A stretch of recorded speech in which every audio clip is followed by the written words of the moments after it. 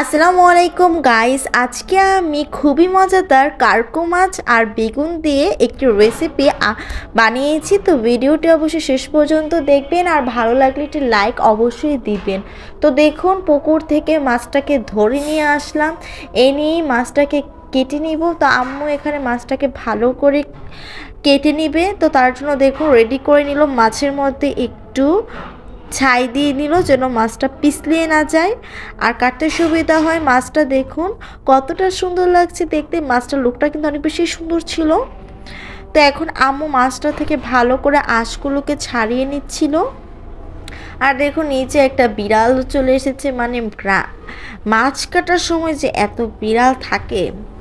তো মাছটাকে একদমই ভালো করে কেটে নিচ্ছি আঁশটাকে ছাড়িয়ে, আর মাছটাকে এখন মাথাটাকে কেটে নিলাম। তো এভাবে মাছটাকে ভালো করে কেটে নিচ্ছি। তো দেখুন মাছটাকে কিভাবে কেটে নিয়েছি। এখন মাছটা থেকে পিস করে নিব, তো সাইজ মতো পিস করে নিব। তো লেজটাকে কেটে রেখে দিলাম সাইডে, মাঝখান দিয়ে এভাবে কেটে নিয়েছি, কেটে টুকরো করে নিব। তো মাছটা থেকে আমি এমন সাইজ করে কেটে নিলাম। এখন বেগুনটাকে কেটে নেব। তো বেগুনটা আমি গাছ থেকে পেড়ে এনে এখন আমি এরকম লম্বা লম্বা করে কেটে নিচ্ছি। লম্বা লম্বা করে কাটলে কিন্তু তরকারির সাথে খেতে ভালো লাগে। তো এইভাবে লম্বা লম্বা করে তারপর আমি এই যে সুন্দর করে সাইডে রেখে দিলাম।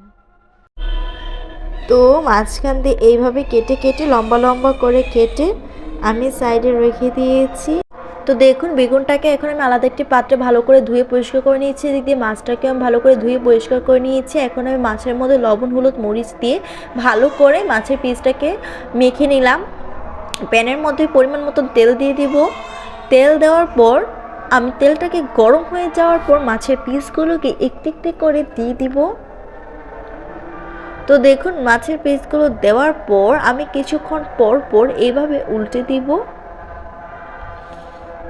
আর ব্রাউন কালার পর্যন্ত ভেজে নিব। তো ভাজার পর আমি আলাদা একটি পাত্রে উঠিয়ে নিচ্ছি। এখন এই তেলের মধ্যে আমি বেগুনগুলোকে দিয়ে দিলাম। বেগুনগুলোকে এখন ভেজে নিব আমি। তো বেগুনগুলোর মধ্যে সামান্য একটু মরিচ গুঁড়ো হলুদ গুঁড়ো লবণ দিয়ে দিলাম, দিয়ে ভালো করে ভেজে নিচ্ছি। তো বেগুনগুলো একটু সময় ধরে ভাজার পর আমি আলাদা একটি পাত্রের মধ্যে তেঁতুল একটু পানি দিয়ে গলিয়ে নিচ্ছি। এই টকটা দিলে যে কত মজা লাগে খেতে, মানে তরকারিটা একটু অন্যরকম ফ্লেভার চলে আসে, একটু টক টক ফ্লেভার চলে আসে, খেতে খুব ভালো লাগে। আমার কাছে টক দিয়ে যে কোনো তরকারি খুবই ভালো লাগে। তো টকটা যারা পছন্দ করেন তার টকটা দিবেন, দিলে খেতে খুবই ভালো লাগে। তো এই সাইডে আমি একটু শুকনো মরিচ ভেজে নিচ্ছি আর দিয়ে দিলাম এখানে পেঁয়াজ কুচিগুলোকে একদমই ব্রাউন কালার পর্যন্ত ভেজে নিব।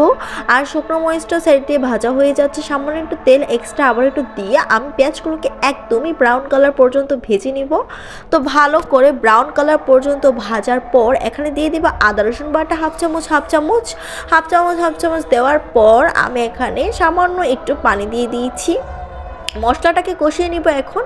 তো এখানে দিয়ে দিলাম স্বাদ মতো লবণ, তারপর এখানে দিয়ে দিয়েছি 1 চামচ মরিচ গুঁড়ো, 1 চামচ হলুদ গুঁড়ো, হাফ চামচ জিরে গুঁড়ো, হাফ চামচ ধনিয়ার গুঁড়ো দিয়ে ভালো করে মশলাটাকে কষিয়ে নিব। তেলটা উপরে ভেসে আসা পর্যন্ত একদমই মশলাটাকে কষিয়ে নিতে হবে। যখন তেলটা উপরে ভেসে আসবে তখন বেগুনগুলোকে দিয়ে দিতে হবে, তারপর ভালো করে বেগুনগুলোকে মশলাটার সাথে কষিয়ে নিতে হবে। তারপর যখন বেগুনটা ভালো করে মশলাটার সাথে একদমই কষা কষা হয়ে যাবে তখন এর মধ্যে ঝোলের জন্য পানিটা দিয়ে দিব। তো ঝোলের জন্য পানিটা দেওয়ার পর আবার একটু নেড়ে দিচ্ছি।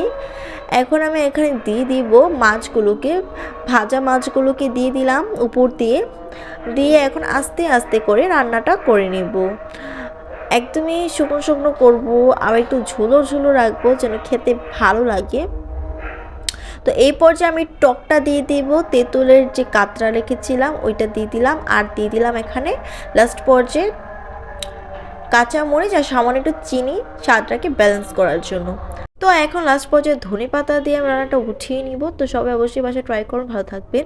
ভিডিওটি কেমন লেগেছে অবশ্যই জানাবেন, ভিডিওতে অবশ্যই লাইক দিবেন। আল্লাহ হাফিজ।